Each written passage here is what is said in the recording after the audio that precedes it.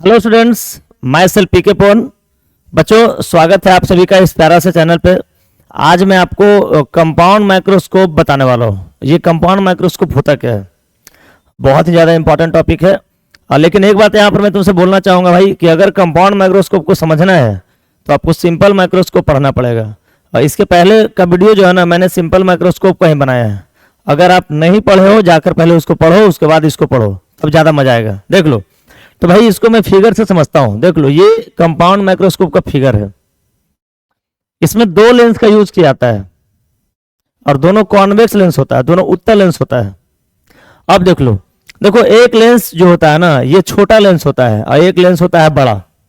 ठीक है, छोटा लेंस को हम लोग कहते हैं ऑब्जेक्टिव और इसको हम आईपीस बोलते हैं।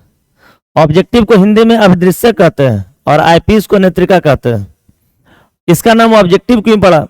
तो क्योंकि ये ऑब्जेक्ट के नियर में है। देख लो, नियर जो ऑब्जेक्ट के नियर में होता है उसको ऑब्जेक्टिव बोलते हैं और जो आई के नियर होता है उसको आई पीस बोलते हैं। अब देख लो, देखो ये लेंस है भाई, है ना, ये ऑब्जेक्टिव लेंस है और ऑब्जेक्टिव लेंस के फोकस के बगल में एक ऑब्जेक्ट रखा हुआ है ए बी। उसके फोकस के बियॉन्ड एक ऑब्जेक्ट रखा हुआ है, ए बी नाम है इसका। और देख लो, ए बी से ना दो रे हम पास करवाए। पहला तो सुनो, ए बी से जो पहला रे निकला ना भाई, तो वो प्रिंसिपल एक्सिस के पैरेलल गया, ये फोकस से पास करेगा। और जो दूसरा रे जो है ना, इसके ऑप्टिकल सेंटर से जाएगा। देखो, लेंस के ऑप्टिकल सेंटर का नाम ओ है, तो दूसरा लेंस यहाँ से जाएगा ऑप्टिकल सेंटर से, तो अब दोनों जाके एक जगह कहीं पे कट करेगा, है ना। अब देख लो, आपको पता है कि जो लेंस के फोकल लेंथ के, सुनो, लेंस के फोकस के जो बियॉन्ड होता है ना, तो उसके द्वारा जो इमेज बनता है ना, वो रियल, इन्वर्टेड एंड मैग्नीफाइड बनता है। तो यहाँ पे अगर कोई बच्चा पूछेगा ना कि सर ऑब्जेक्टिव कैसा इमेज बनाता है, ये ऑब्जेक्टिव क्वेश्चन में आता भी है। ऑब्जेक्टिव कैसा इमेज बनाता है, लेंस का जो ऑब्जेक्टिव है वो कैसा इमेज बनाता है, तो आपका आंसर क्या होगा भाई? रियल, इन्वर्टेड एंड मैग्नीफाइड, वास्तविक, उल्टा एवं आवर्धित, है ना। ऑब्जेक्टिव के द्वारा बना इमेज यही है, ए डैश बी डैश, है कि नहीं। अब देख लो, जो ए डैश बी डैश जो इमेज है ना, ये पहला का तो इमेज हो गया ऑब्जेक्टिव लेंस का, लेकिन दूसरा लेंस के लिए जब बात करेंगे भाई आईपीस के लिए, तो ये वर्चुअल ऑब्जेक्ट का काम करेगा। जो ए डैश बी डैश देख रहे हो ना, ये वर्चुअल ऑब्जेक्ट बन गया इसके लिए, है कि नहीं। मतलब क्या, आभासी वस्तु बन गया। अब यहां से भी दो रे अगर पास करवाते हैं, एक रे तो प्रिंसिपल एक्सिस के पैरेलल गया, तो ये देखो फोकस से पास करेगा। देखो यहाँ पर इसका फोकस को एफ ही नाम दिए है, क्योंकि इसको ई से रिप्रेजेंट किए हैं, इसको आपका ओ से किए हैं। अब देख लो, जो इसके सेंटर से गया वो सीधा चला जाएगा, है ना। अब देख लो, ध्यान दो। अब देख लो भाई, तो देखो ये दोनों रे आगे जाके कटेगा नहीं, आगे कभी मिलने वाला नहीं हो, है ना। अब देखो, जब इसको पीछे बढ़ाते हैं ना, देखो यहाँ पर आके कट कर रहा है। यानी इस लेंस के द्वारा जो इमेज बना ना भाई, उसका नाम है A double dash B double dash. इस लेंस के लिए ऑब्जेक्ट हो गया ए डैश बी डैश, इस लेंस के लिए इमेज कौन हो गया? A double dash B double dash. अब यहाँ पर एक क्वेश्चन आता है कि भाई आईपीस नेत्रिका कैसा इमेज बनाता है? तो नेत्रिका जो इमेज बनाएगा ना, वो हो जाएगा virtual, erect and magnified. Virtual, erect and enlarged, है ना। मतलब क्या, आभासी, सीधा एवं वस्तु से बड़ा, वस्तु से बहुत बड़ा, है कि नहीं। तो इसके द्वारा बना इमेज ये हो गया, इसके द्वारा बना इमेज ये हो गया, है कि नहीं। क्लियर। ये जो है आपका इन्वर्टेड इमेज इन्वर्टेड बनाया इमेज, उल्टा बनाया, और ये जो है सीधा बनाया, है कि नहीं। तो दोनों का अलग अलग खासियत है। देख लो, जब बात अगर होता है इसका आईपीस का, तो आईपीस का जो फंक्शन है ना, बिल्कुल सिंपल माइक्रोस्कोप के जैसा होता है। अगर सिंपल माइक्रोस्कोप पढ़ चुके हो तो ये बिल्कुल बेहतर तरीका समझ में आ जाएगा, है कि नहीं। सिंपल माइक्रोस्कोप का जो फंक्शन होगा वही इसका होगा। मतलब इसके लिए हमको कुछ निकालने की जरूरत नहीं है। अगर सिंपल माइक्रोस्कोप का हम निकाल चुके हैं ना, सब कुछ मैग्निफिकेशन निकाल चुके हैं, बाकी चीज निकाल चुके हैं, तो इस केवल इसमें क्या करना है ना, कि उसी के केवल इसे पुट कर देना है। सारा काम इसका सिंपल माइक्रोस्कोप के जैसा है। ठीक है, देखो अब मैं इसे लैंग्वेज में समझता हूँ भाई, ये लैंग्वेज में क्या लिखा हुआ देख लो। तो सबसे पहले हम क्या लिखेंगे भाई, सुनो, two converging lenses are used in compound microscope, the one nearer to the object is called objective, the other nearer to the eye is called eyepiece. इसमें दो कन्वर्जिंग लेंस का यूज किया गया, दो उत्तल लेंस का यूज किया गया, ठीक है। और जो ऑब्जेक्ट के निकट है उसको ऑब्जेक्टिव कहा गया, है कि नहीं। इसको हम लोग क्या बोलते हैं? अभिदृश्यक बोलते हैं। देख लो, हिंदी में इसको क्या बोलते हैं? अभिदृश्यक बोलते हैं, ठीक है। अब देख लो, इसको अभिदृश्यक कहा जाता है। अब जो सुनो, जो आई के नियर में है, जो आई के निकट में है, उसको आई पीस कहा गया। इसको हम लोग क्या बोलते हैं? नेत्रिका बोलते हैं, ठीक है। ये क्लियर होना चाहिए, ठीक है। अब देख लो, और इसके बाद क्या करना है भाई, देख लो वो तो लैंग्वेज हो गया, लैंग्वेज के बाद फिगर तैयार करना है, और फिगर के बाद ये लैंग्वेज लिखना है। सब कुछ जो मैंने समझाया है डायग्राम में सब कुछ लिखा हुआ है, आपको कुछ करने का जरूरत नहीं है, बस इस डायग्राम को पढ़िएगा, एक एक चीज समझ में आ जाएगा, है कि नहीं। देख लो क्या लिखा हुआ है। ऑब्जेक्टिव जो है ना भाई, कैसा इमेज बनाता है, रियल इन्वर्टेड मैग्नीफाइड। देख लो अभिदृश्यक जो है ना वास्तविक उल्टा और आवर्धित प्रतिबिंब बनाता है, ठीक है। अब देख लो this serves as object for the eyepiece, और जो इसका इमेज होता है ना, इसके लिए आईपीस के लिए वो इमेज का काम करता है कि नहीं, which function just like simple microscope, है ना। जो आईपीस का फंक्शन होता है ना वो सिंपल माइक्रोस्कोप के जैसा होता है कि नहीं। टोटल चीज लिखा हुआ देख लो, और देख लो ध्यान दो, यहाँ पर एक क्या लिखा हुआ है कि जो आईपीस है ना वो कैसा इमेज बनाएगा, in large erect and virtual image, है कि नहीं। यानी यहाँ पर देख लो कि सुनो देख लो, यह नेत्रिका के लिए वस्तु के रूप में कार्य करता है, जो एक सरल सूक्ष्मदर्शी की तरह कार्य करता है, जो एक बड़ा आभासी सीधा अंतिम प्रतिबिंब बनाता है, ठीक है। अब इसके अलावा अंतिम प्रतिबिंब जो होता है ना इन्वर्टेड होता है, मतलब ऑब्जेक्ट के रेस्पेक्ट में अंतिम प्रतिबिंब उल्टा होता है, जो फाइनल इमेज क्या होता है, उल्टा होता है, ठीक है। तो ये हो गया आपका लैंग्वेज, है ना। अब देख लो सुनो, अब हमको अगर इसका मैग्निफिकेशन निकालना है, मैग्नीफाइंग पावर निकालना है, कैसे निकालेंगे, ध्यान दो, सुनोगे तो भाई सुनो। अब देखो उसका मैग्निफिकेशन तो पता है आईपीस का, हमको तो बात करना है ऑब्जेक्टिव का ही, है कि नहीं। तो सबसे पहले हम निकालेंगे मैग्निफिकेशन,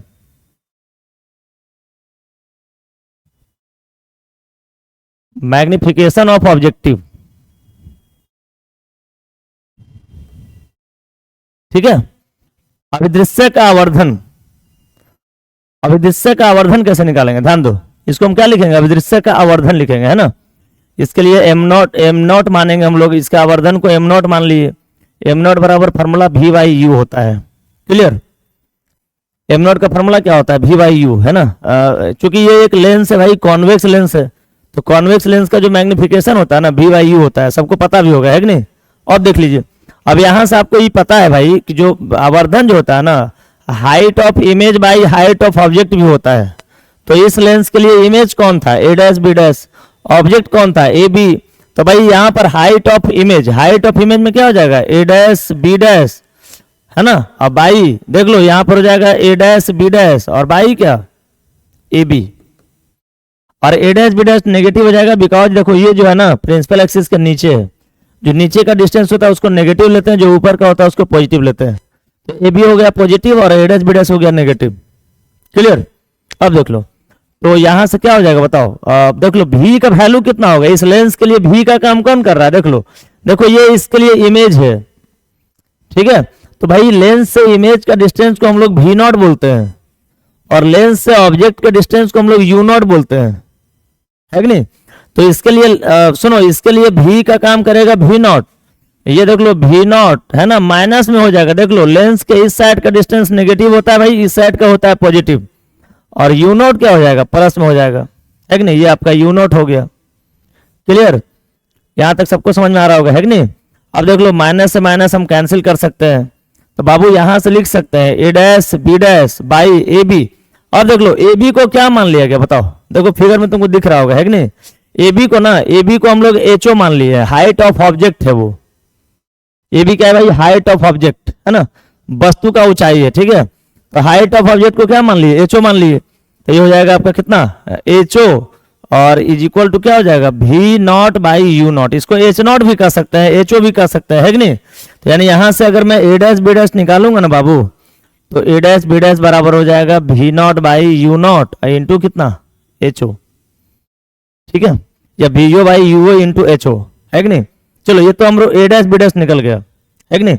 देख लो इसके लिए हमको इमेज, तो इमेज का हाइट निकल गया, है ना, प्रतिबिंब का ऊंचाई निकल गया, ठीक है। अब देख लो हमको निकालना है मैग्नीफाइंग पावर, इस पूरे माइक्रोस्कोप का ना, जो हमारा माइक्रोस्कोप है कंपाउंड माइक्रोस्कोप, उसका मैग्नीफाइंग पावर निकालना है, आवर्धन क्षमता निकालना है, ठीक है। अब देख लो तो भाई तुम लोग को देखो इसको ही क्वेश्चन फर्स्ट मान लेते हैं, देख लो। अब आवर्धन क्षमता सबको पता है, देख लो मैग्नीफाइंग पावर का जब बात होगा भाई, तो मैग्नीफाइंग पावर कैसे निकालते हैं, ध्यान दो। मैग्नीफाइंग पावर को हम लोग कहते हैं आवर्धन क्षमता, है ना। मैग्नीफाइंग पावर निकालना है मुझे कंपाउंड माइक्रोस्कोप का, कैसे निकालेंगे, फार्मूला क्या होता है बताओ। इसको हम क्या लिखेंगे, आवर्धन क्षमता लिखेंगे, है कि नहीं। फार्मूला होता है M is equal to beta by alpha, clear. What is beta, what is alpha, beta क्या है, अल्फा क्या है ना। इसके पहले के वीडियो में सारा चीज क्लियर किया हुआ है, बीटा क्या होता है, अल्फा क्या होता है, ठीक है। बीटा जो होता है ना, फाइनल इमेज के द्वारा आई पर बनाया गया एंगल होता है, विजुअल एंगल है ना, जितना फाइनल इमेज आई पर एंगल बनाता है। और अल्फा क्या होता है, सुन लो, अल्फा जो है ना, देख लो, अल्फा जो है ना, देख लो, ये अल्फा का बात कर रहे भाई। देखो अल्फा क्या है, देख लो, जैसे मान लो कि ये लेंस है, ठीक है, ये लेंस है, ठीक है भाई, और ये ऑब्जेक्ट है, इसका नाम ए बी था, है कि नहीं। और ये देखो आई, देखो सुनो, ये एंगल मान लो अल्फा बनाया, अल्फा एंगल बनाया, ये ए बी एक ऑब्जेक्ट है, ये आपका लेंस हो गया। और ये जो ए बी है ना, डी डिस्टेंस पे रहना चाहिए, ठीक है, लेंस से कितना डिस्टेंस रहना चाहिए, डी डिस्टेंस पे। अगर आपका ऑब्जेक्ट डी डिस्टेंस पर है और वो जितना विजुअल एंगल बनाता है लेंस पर, जितना दर्शन को लेंस पर बनाता है, तो उसी एंगल को हम अल्फा कहते हैं, है ना। तो बीटा क्या हो गया भाई, एंगल, सुनो, angle subtended by final image at eye, है ना।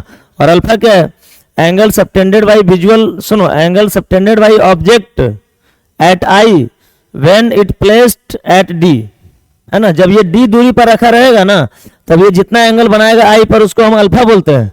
और जब फाइनली में जो एंगल बनाता है उसको बीटा बोलते हैं, है कि नहीं। देखिए फिगर में सब कुछ हम समझाएंगे, ए टू जेड चीज फिगर से हम समझ जाएंगे, ठीक है।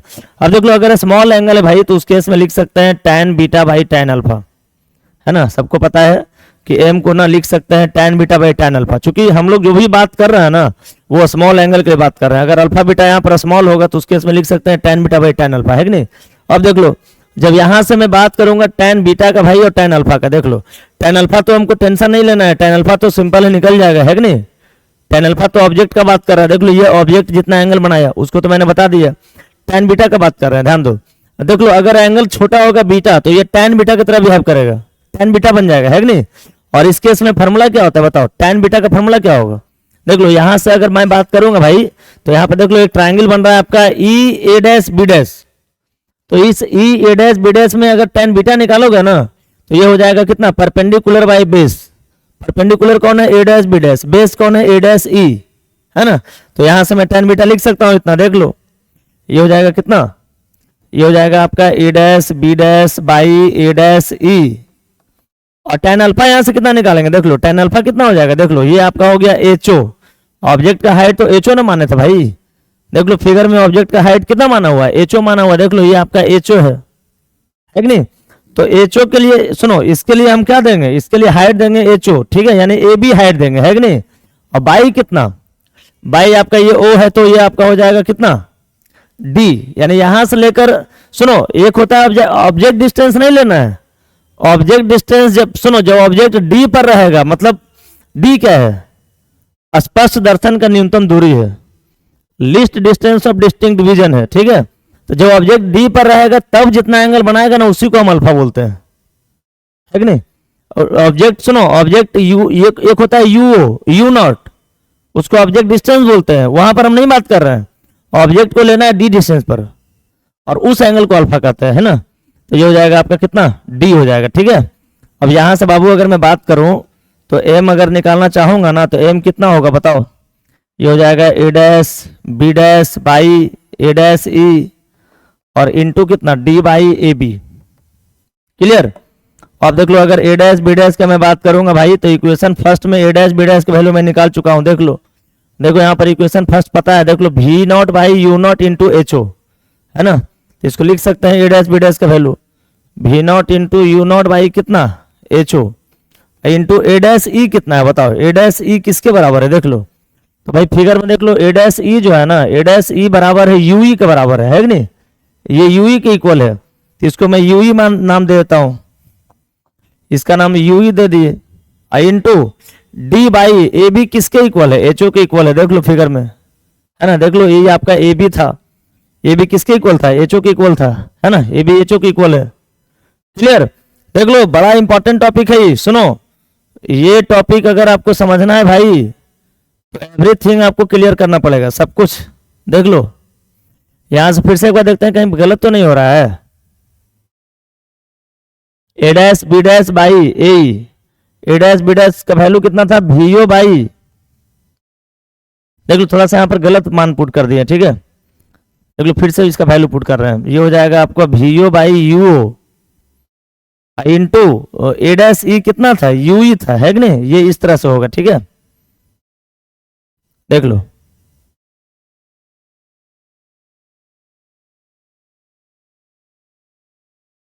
और इंटू में कितना था बताओ,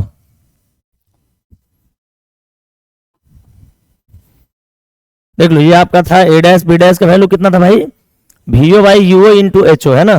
तो ये हो जाएगा आपका VO by UO into HO, by में ए डैश ई था यानी UE बाई में था, ठीक है। ये देखो HO से HO कैंसिल हो गया, ठीक है, ये देखो दोनों कैंसिल हो गए, ठीक है भाई। तो बचा कितना हमारा VO by UO into D by UE, clear. ये हमारा हो गया मैग्निफिकेशन, है ना। ये जो मैग्निफिकेशन निकाल रहा है ना, ये कंपाउंड माइक्रोस्कोप का मैग्निफिकेशन है कि नहीं। बिल्कुल ये डाटा जो देख रहे हो ना, सब डाटा तुमको एकदम पुट करना है, बिल्कुल पुट करोगे सबका वैल्यू आ जाएगा, है कि नहीं। अब देख लीजिए, तो मैं m का वैल्यू अगर यहाँ से बात करूंगा भाई, तो m कितना आएगा बताओ, ये m हो जाएगा कितना बताओ, VO बाई UO किसका मैग्निफिकेशन है बताओ, V बाई U होता है, ये आपका ऑब्जेक्टिव का है कि नहीं। तो इसको हम लिख सकते हैं MO, है ना। अकॉर्डिंग टू फिगर के अकॉर्डिंग अगर मैं बात करूंगा भाई, तो VO बाई UO किसका मैग्निफिकेशन था, ऑब्जेक्टिव का था, है कि नहीं। और देख लो D बाई UE, देख लो D बाई UE किसका था, आईपीस का था। तो यानी यहां से जो हमारा नेट मैग्निफिकेशन आ गया ना, ये हो गया MO into ME, clear. MO into ME आ गया, है कि नहीं। देख लो फिगर तो मैं अगर फिर से तुम्हें बताता हूं कि अगर इसका मैग्निफिकेशन का बात करते हैं भाई, इस लेंस का, ये हो जाएगा कितना, सुनो VO बाई UO, है ना, V बाई U होता है फॉर्मूला, तो VO बाई UO हो जाएगा। और इस लेंस के लिए हम बताया था आईपीस के लिए मैग्निफिकेशन निकाल लिए थे D बाई FE, है कि नहीं। तो ये आईपीस का तो D बाई FE हो गया, बिकॉज ये सिंपल माइक्रोस्कोप है, सिंपल माइक्रोस्कोप का D बाई FE होता है, मैंने ऐसा बता चुका हूं, है कि नहीं। अब देख लो, तो ये हो जाएगा आपका कितना, MO इंटू ME आ गया, ठीक है। ये हमारा हो गया नेट मैग्निफिकेशन, क्लियर। उम्मीद है यहां तक सबको समझ में आया होगा। देख लो अब मैं बात कर रहा हूं भाई केस 1 का, ठीक है। केस 1 में मैं आता हूं, दो केस में मैं इसे देखता हूं, ठीक है। जैसे सिंपल माइक्रोस्कोप दो केस में देखा गया था ना, तो इसको भी मैं देखता हूं दो केस में, है कि नहीं। पहला केस क्या होगा भाई, देख लो पहला केस होगा ये फाइनल इमेज एट D, देख लो इफ फाइनल इमेज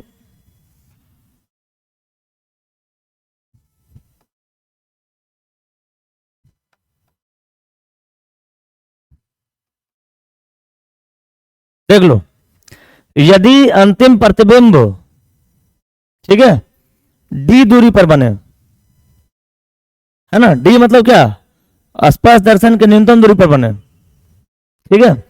यदि अंतिम प्रतिबिंब D दूरी पर बने, ठीक है, उस केस में क्या होगा देख लो। तो भाई यहां पर जो हमारा, सुनो यहां पर फार्मूला होता है M is equal to M0 into ME होता है, ठीक है। तो ये बताइए, यही तो हमारा नेट मैग्निफिकेशन आ गया, है कि नहीं। अब देख लो, तो यहां से M का बात जब करूंगा ना, तो ये तो हो जाएगा VO बाई UO, ये तो फिक्स हो गया ऑब्जेक्टिव के लिए। लेकिन अब बताओ, आपको पता है कि D डिस्टेंस पर, सुन लो इंपॉर्टेंट है, यहां पर हम हिंदी में ऐसे लिख सकते हैं कि यदि अंतिम प्रतिबिंब स्पर्श दर्शन के न्यूनतम दूरी पर बने, ठीक है, सुनोगे। तो इस केस में बताओ, इस केस में हमारा फॉर्मूला कितना आया था, है ना। इस केस में जो हम लोग पढ़े थे सिंपल माइक्रोस्कोप, उसके लिए फॉर्मूला कितना आया था, तो ये आया था 1 प्लस D बाई FE। तो ME का जो वैल्यू होगा ना भाई, 1 प्लस D बाई FE हो जाएगा, ठीक है। तो ये हमारा मैग्निफिकेशन आ गया, ठीक है। ये कब आया बताओ, ये किसके लिए आया, कि जब हमारा अंतिम प्रतिबिंब, जब फाइनल इमेज बनेगा D पर बनेगा, ओके, स्पर्श दर्शन के न्यूनतम दूरी पर बनेगा, है कि नहीं। इसको आपको लिख लेना है, अगर आप हिंदी मीडियम के छात्र हैं तो इसको आप लिख लीजिए, मैं हिंदी को बोल दे रहा हूं, आप उसको लिख लीजिए, है कि नहीं। अब देखिएगा केस 2 में क्या है भाई, देख लो केस 2 क्या है, इफ फाइनल इमेज, ठीक है, एट इंफिनिटी, अगर फाइनल इमेज कहां बनेगा, इंफिनिटी पे बनेगा, ठीक है, बाई आई पीस। देख लो जो भी यहां पे बन रहा है ना, वो आई पीस के द्वारा बन रहा है कि नहीं। अगर आई पीस के द्वारा, अगर नेत्रिका के द्वारा अंतिम प्रतिबिंब अनंत पर बने, तब क्या होगा देख लो। इसके लिए फॉर्मूला क्या होता है, नेट मैग्निफिकेशन का होता है MO इंटू ME। तो यहां से भाई अगर M का वैल्यू निकालेंगे ना, तो ये हो जाएगा VO by UO into ME। बताइए अब सुनो, जब इन्फिनिटी पे बनता था सिंपल माइक्रोस्कोप में, उसके लिए क्या रिजल्ट आता था, इसका रिजल्ट था D by F E. Okay, तो ये हो जाएगा आपका डी बाई कितना एफ ई। तो ये हो गया मैग्निफिकेशन। ठीक है, तो भाई कंपाउंड माइक्रोस्कोप का मैग्निफिकेशन दो केस में निकाल सकते हैं। ठीक है, पहला तो हो जाएगा कि जब अंतिम प्रतिबिंब बनेगा स्पर्श दर्शन के न्यूनतम दूरी पर, और दूसरा जब अनंत पर बनेगा। ठीक है, तो ये दोनों केस इंपॉर्टेंट है, ऑब्जेक्टिव में बार बार आते भी है। ठीक है, ये हमारा था कंपाउंड माइक्रोस्कोप। ठीक है, अगर आप इस पूरे वीडियो को लास्ट तक देखेंगे तो आपको उम्मीद है 100% समझ में आएगा। ठीक है, और मिलते हैं एक नए वीडियो के साथ, तब तक के लिए जय हिंद जय भारत।